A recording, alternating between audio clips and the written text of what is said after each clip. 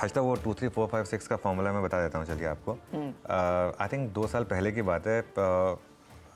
आप लोगों ने आवाज़ पे वो 1 2 3 4 5 का जो वो बैनर बनाया था, हाँ, वो मैंने ही दिया था फॉर्मूला एक्चुअली। वो फॉर्मूला जो था 1 2 3 4 5 का, वो मैंने ही दिया था। मैं चीज़ों को सिंपल रखने में बिलीव करता हूँ। तो 1 2 3 4 5 पिछले डेकेड का मामला था, 2 3 4 5 6 इस डेकेड का मामला है, और अगले डेकेड का मामला 3 4 5 6 7। बहुत सिंपल है इंडियन मार्केट में, क्योंकि पहले हम 4 डिजिट में थे। जब हम उससे पहले वाले जिस डिजिट में हमने अपने करियर की शुरुआत की थी, हम 4 डिजिट में 4 डिजिट में थे। वहाँ 6 7 8 9 उस तरीके के हमने नंबर्स देखे थे। जी हाँ। अब पिछले डेकेड में 1 2 3 4 5, इस डेकेड में 2 3 4 5 6, अगले डेकेड में 3 4 5 6 7। जो हमारी मार्केट की डेमोग्राफी और डेमोक्रेसी है, इसके लिए तो मैं बोलता हूँ लॉन्ग टर्म में तो इंडियन मार्केट के लिए बोलना बहुत ही आसान है। मैं तो कहता हूँ 18 से 20 साल में हम 4 लाख का निफ्टी का टारगेट लेके चल रहे हैं। आप रह सकते हैं अगर उतने टाइम तक, तो और कुछ करने की ज़रूरत नहीं है, आपका वैसे इतना पैसा बन जाएगा। मेरा तो खुद का पैसा, जैसे मैं Nifty ETF, bank Nifty ETF, इन सब में डालता हूँ, तो इसके लिए मुझे तो उसमें कोई दिक्कत ही नहीं है। तो हर डिक्लाइन में कहता हूँ कि आप ऐड करिए। अच्छा, अब आते हैं कि इस समय हम मार्केट पर मैं क्यों बुलिश हूँ। जी।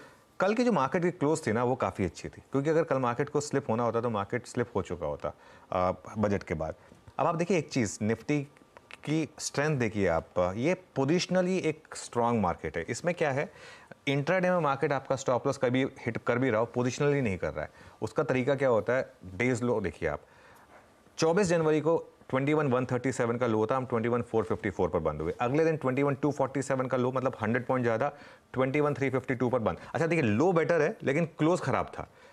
लेकिन फिर भी तो क्लोज बेसिस पे आपका पैसा गया होगा, लेकिन अगर आप 24 जनवरी से लॉन्ग है तो तभी आप ग्रीन में। उसके बाद 3 दिन की छुट्टी हुई, 29 जनवरी को लो सीधा 21,429 और क्लोज आपका 21,737। तो अगर आप 25 जनवरी को टिके रहे मार्केट में तो 29 जनवरी को आपको रिवॉर्ड मिला। 30 जनवरी को थोड़ा मेरे लिए डिसअपॉइंटिंग था, क्योंकि मेरा बर्थडे था, मार्केट इतना खराब रहा उस दिन, लेकिन फिर भी मार्केट ने हायर लो बनाया 21,501 का, और 21,522 पर बंद हुआ। और अगले दिन मार्केट ने भले ही पहला लोअर लो बनाया हो इस सीरीज का, लेकिन फिर भी क्लोजिंग देखिए कितनी शानदार हुई, 21,725। और कल मार्केट ने भले ही लोअर क्लोज दिया हो आपको परसों के मुकाबले, लेकिन लो देखिए कितना शानदार है, 21,658। और अब मैं आता हूं रीजंस पर, क्यों मुझे लग रहा है कि मार्केट्स में यहां से तेजी होगी। 3 4 कारण है। सबसे पहला कारण है, इवन अगर बैंक निफ्टी अंडर परफॉर्म भी करे यहां से, तो भी 200 डे मूविंग एवरेज पर बैंक निफ्टी ने एक बॉटम बनाया। 3 बार बैंक निफ्टी ने 200 डे मूविंग एवरेज को टेस्ट किया, इतना कुछ फेंका गया उसके ऊपर। एचडीएफसी बैंक में इतनी सेलिंग हुई, आईसीआईसीआई बैंक में इतनी सेलिंग हुई, कोटक में इतनी सेलिंग हुई, उसने नहीं तोड़ा 200 day moving average. Nifty IT उसने 10 डे में ब्रेक नहीं किया, और आज तो मुझे लग रहा है निफ्टी आईटी में अच्छा मूव रहेगा, क्योंकि जिस तरीके से नैस्डैक के मूव्स रहे हैं, जिस तरीके से बॉन्ड यील्ड कोलैप्स हुई है, उस तरीके से मुझे लग रहा है कि एक अच्छे खासे मूव्स आपको निफ्टी आईटी में मिलेंगे। रिलायंस ने साइन दिखाए हैं एक लीडरशिप के, एक बड़ी रैली हुई थी, उसके बाद अगले दिन रिलायंस गिरा था। कल फिर रिलायंस ने साइन दिखाया कि थोड़ा सा चलने को तैयार है ये स्टॉक। तो ये एक इंपॉर्टेंट चीज़। एचडीएफसी बैंक और आईसीआईसीआई बैंक, ये 2 बड़े स्टॉक्स जो मार्केट के हैं, इनमें बॉटम के साइंस दिख रहे हैं मुझे। अगेन इसका मतलब ये नहीं कि यहाँ से बड़ी रैली आ जाए इनमें, लेकिन गिरना बंद कर रहे हैं, ये इंपॉर्टेंट चीज़ है। और एक चीज़, बाटा को छोड़ दीजिए अगर आप, तो बाकी सारे के सारे कंजम्पशन नंबर्स बहुत शानदार रहे हैं। इंडियन होटल्स के नंबर्स देखिए आप, एक क्वार्टर में जिस तरीके के नंबर्स ये लेकर आ रहे हैं, बाकी कंपनियों को भी नंबर्स अच्छे रहे हैं। बाटा को छोड़ दीजिए, तो स्टॉक स्पेसिफिक ऑब्वियसली एक अलग अलग इश्यूज रहते हैं, तो वो एक और चीज़ रही है अगर आप देखें तो। उसके अलावा अगर आप ग्लोबल क्यूज देखें तो एक दिन की डिक्लाइन हुई यूएस मार्केट में, उसके बाद यूएस मार्केट भी चल पड़ी। और ये भी हम कल डिस्कस कर रहे थे क्लोजिंग में कि यूएस मार्केट में उस दिन कई बार नॉर्मली मार्केट ओवर रिएक्ट करता है, लेकिन अगले दिन एक आपको ज़्यादा सधा हुआ मूव देता है। तो ये एक और इंपॉर्टेंट चीज़, यूएस की बॉन्ड यील्ड 4% पर आ गई, वापस स्टेबल हुई, ये अच्छी चीज़ है। कल जो इंडियन बॉन्ड मार्केट में हुआ है वो एक टेक्निकली एक रेट कट है। मार्केट अपने आप एक रेट कट सिग्नल कर चुका है आपको, जो कल इंडियन बॉन्ड मार्केट में हुआ है उसके हिसाब से। और इस एनवायरनमेंट में 18 to 19 टाइम्स पर निफ्टी, अब मैं निफ्टी की बात कर रहा हूँ, 18 to 19 टाइम्स पर निफ्टी बिल्कुल महंगा नहीं है। Indian market normally 23 to 25 times तक जाते हैं, तब जाकर कहीं वहाँ पर टॉप बनता है। तो इसके लिए अभी तो मुझे लग रहा है कि कोई दिक्कत है नहीं, 18 to 19 टाइम्स पर कोई दिक्कत है नहीं।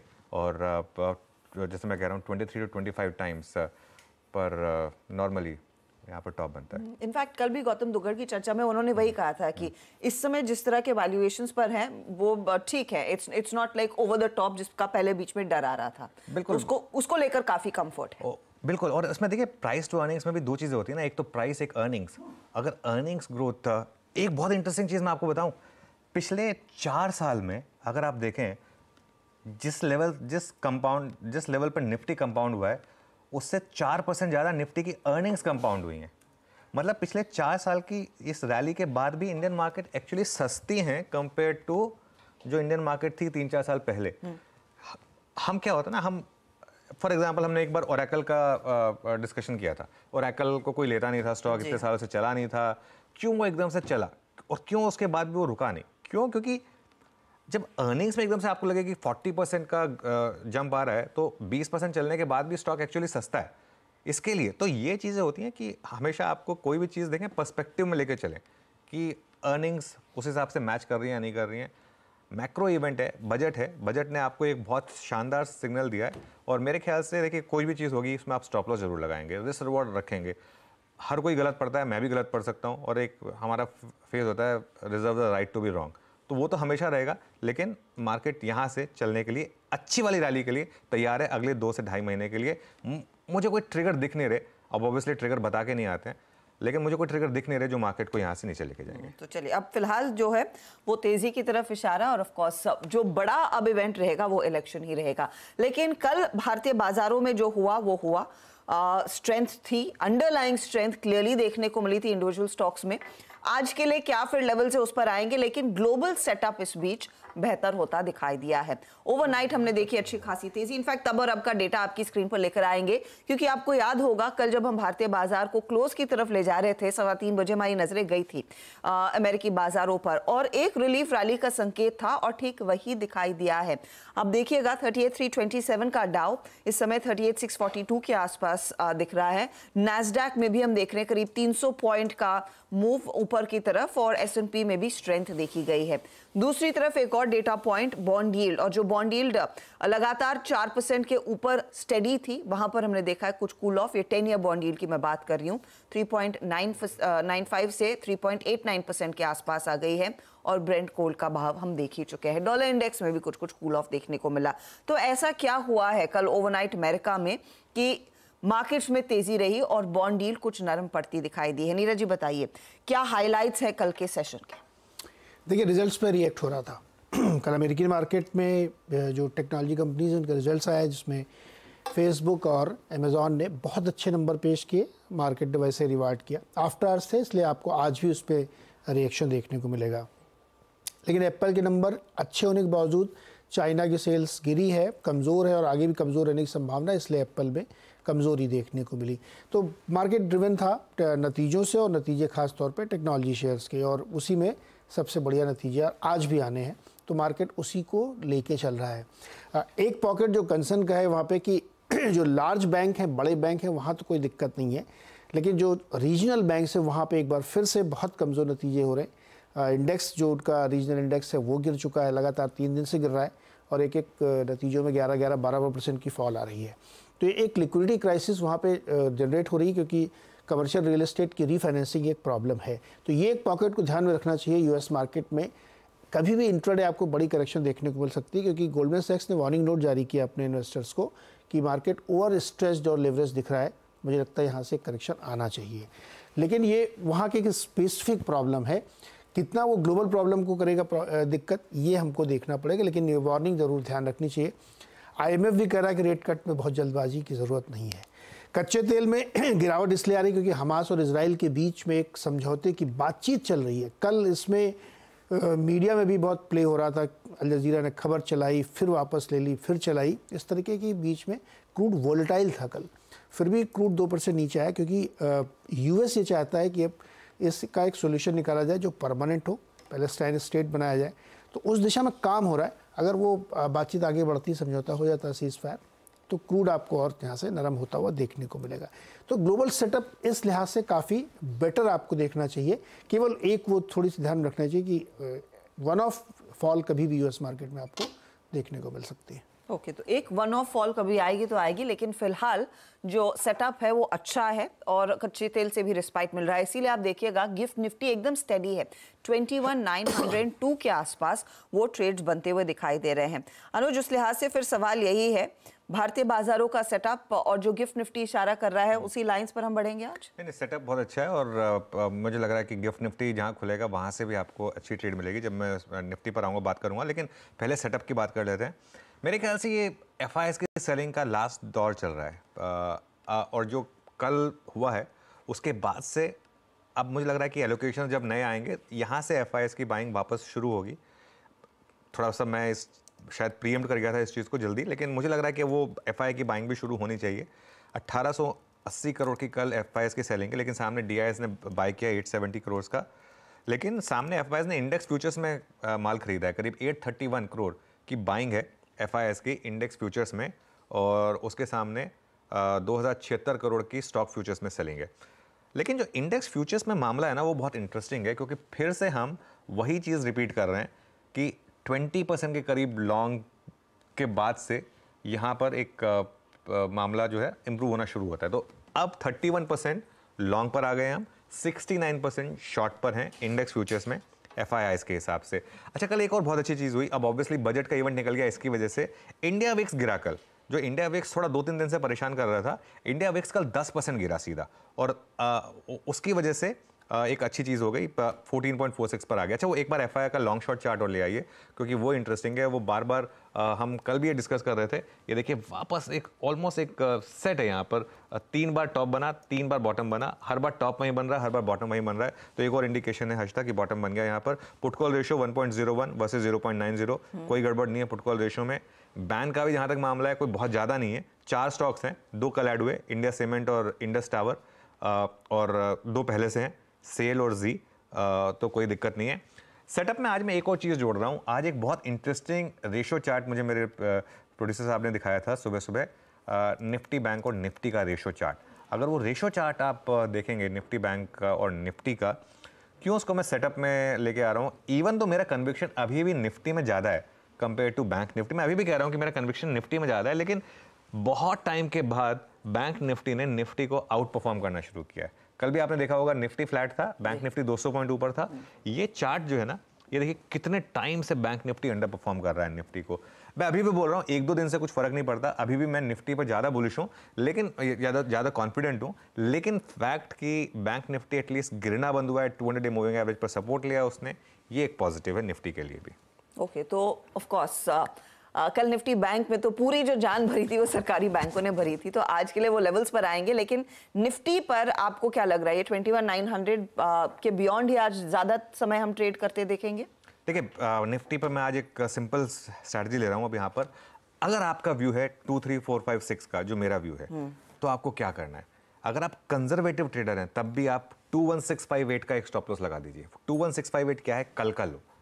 इंट्राडे पर और क्लोजिंग बेसिस पर दोनों पर 21,658 का स्टॉप लॉस लगा दीजिए। वैसे तो खैर अगर आप एक थोड़े से सधे हुए ट्रेडर हैं तो 21,429 जो मैं पिछले 3-4 दिन पहले भी मैंने बोला था, वो भी एक अच्छा स्टॉप लॉस है। अगर वो लगाएंगे तो बहुत अच्छा रहेगा। फर्स्ट सपोर्ट क्या है आपका यहाँ पर, 21,658 कल का लो, और बड़ा सपोर्ट क्या है आपका 21,429 जो कि सीरीज़ का लो है। जो हमने उस दिन भी डिस्कस किया था कि सीरीज़ का लो नहीं टूट रहा है, ये अपने आप में एक बहुत बड़ा इंडिकेटर। और सीरीज़ का लो भी फर्स्ट डे पर जो सीरीज़ का लो बना है, जब तक वो इंटैक्ट है मार्केट में कोई दिक्कत नहीं है। यहाँ रेजिस्टेंस आएगी आपकी पहली 21,832 पर, कल का हाई मेरे ख्याल से हम शायद अगर गिफ्ट निफ्टी के हिसाब से जाएं तो उसके आसपास ही खुलेंगे, और बड़ी रेजिस्टेंस आएगी फिर 22,000 पर, कॉल राइटर का जोन है वो। देखिए करना क्या आपको, लीप ऑफ फेथ लीजिए इस मार्केट में और गैप अप के बाद भी खरीदिए, ठीक है। उसका रीज़न बताता हूँ मैं। आप अगर वेट करने लग गए कि डिप आयो, डिप नहीं आई, तो क्या करेंगे आप, इसके लिए एटलीस्ट खुलते ही खरीदें।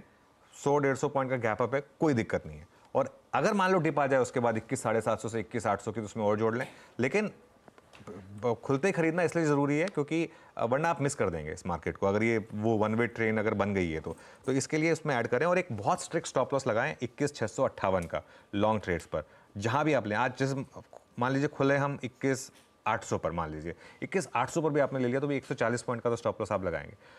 और एक बार वो ट्रेड आपकी ग्रिप में आ गई ना, उसके बाद आपको बस रोज अपना स्टॉप लॉस ट्रेल करना है वो उस 23,456 के टारगेट के लिए। ये सब चीज़ें मैं क्यों बोल रहा हूँ, क्योंकि मार्केट में अब नेक्स्ट इवेंट क्या है? नेक्स्ट इवेंट है आरबीआई की monetary policy.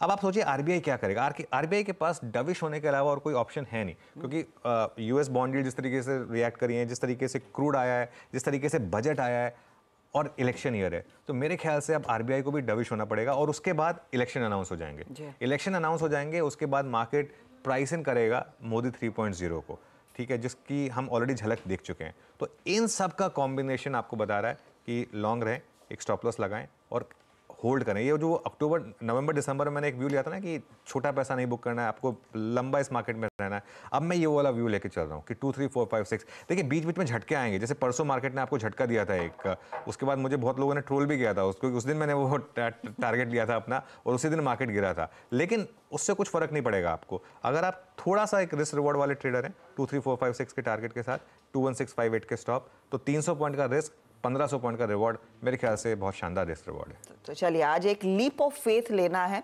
In fact scuba diving में जब आप पानी में उतरते हैं ना अनुज, उसे कहते हैं एक जायंट स्ट्राइड। तो आपको बस एक गहरी सांस लेनी होती है and you just supposed to put your foot as forward as you can.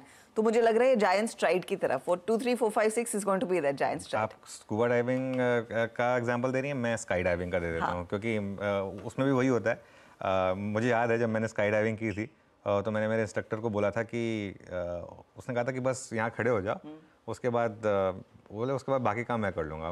एक धक्का दिया, मैं उसके बाद क्या बोले, उसके बाद तो कुछ नहीं करना, उसके बाद जो करना पैराशूट नहीं करना। तो एग्जैक्टली अच्छा, ये बात हुई निफ्टी की, और निफ्टी बैंक जहां पर क्लियरली कल अच्छा खासा कॉन्फिडेंस आया और वो लीड किया है सरकारी बैंकों में। आज के लिए क्या फिर कैचअप आप ये निजी बैंकों की तरफ से देखेंगे, या फिर अब से जो रैली आएगी वो largely SBI, BOB, PNB led रहेगी? नहीं, एसबीआई, बीओबी और पीएनबी लेड तो रहेगी, लेकिन हजता एक चीज़ है फिर भी, अगर आप बैंक निफ्टी का कॉन्ट्रीब्यूशन देखेंगे कल, भले ही हम ये कहें कि पीएसयू बैंक बहुत ज़्यादा चला, लेकिन फिर भी प्योरली कंट्रीब्यूशन पॉइंट के हिसाब से एक्सिस बैंक ने सबसे ज़्यादा कंट्रीब्यूट किया। अगर आप कंट्रीब्यूशन देखिए वो क्यों, क्योंकि वेट, अल्टीमेटली प्रॉब्लम क्या है ना, पीएसयू बैंकों का वेट नहीं है इंडेक्स में, सिर्फ एक एसबीआई का वेट है। अगर आप देखें कल एक्सिस बैंक ने सबसे ज़्यादा कंट्रीब्यूशन दिया, सिर्फ एक एसबीआई और थोड़ा सा बैंक ऑफ बड़ौदा, इनका वेट है। लेकिन एक्सिस की भी रैली का ये कारण है कि वो भी एक कॉर्पोरेट बैंक की तरह से जाना जाता है, तो इसके लिए एक कल वहाँ पर एक रैली आ रही थी। यहाँ पर क्या है, बैंक निफ्टी पर आपका पहला सपोर्ट है 45,658 पर। अच्छा, यहाँ लेवल थोड़े बड़े रहेंगे, इसलिए आपको ध्यान रखना होगा, क्योंकि बैंक निफ्टी में बड़े मूव्स आते हैं 400-500 पॉइंट के, और बड़ा सपोर्ट है 44,800 पर, जहाँ पर आपका 200 डे मूविंग एवरेज प्लेस है। ये नंबर्स बड़े हैं, लेकिन अगेन अगर आप 3-4 हज़ार पॉइंट की रैली एक्सपेक्ट कर रहे हैं तो 800,000 पॉइंट का तो आपको एक वो रखना पड़ेगा डाउन साइड। फर्स्ट रेजिस्टेंस है आपका 46,300 पर, जहाँ पर आपका ये 100 लिख दिया, 10 है, 10 एंड 20 डे आप प्लेस है यहाँ पर इसके लिए 46,300 पर। और बड़ी रेजिस्टेंस है आपकी 47,000 पर। 47,000 क्या है, अगर आप बैंक निफ्टी का एक चार्ट देखेंगे, जब एचडीएफसी बैंक जिस दिन ब्रेकडाउन हुआ था एचडीएफसी बैंक में, उस दिन हमने यहाँ से शुरुआत की थी। उससे पहले हम 48,000 समथिंग पर थे, उस दिन एचडीएफसी बैंक 10% गिरा था, हम सीधा बैंक निफ्टी पर 1,500 पॉइंट नीचे खुले थे।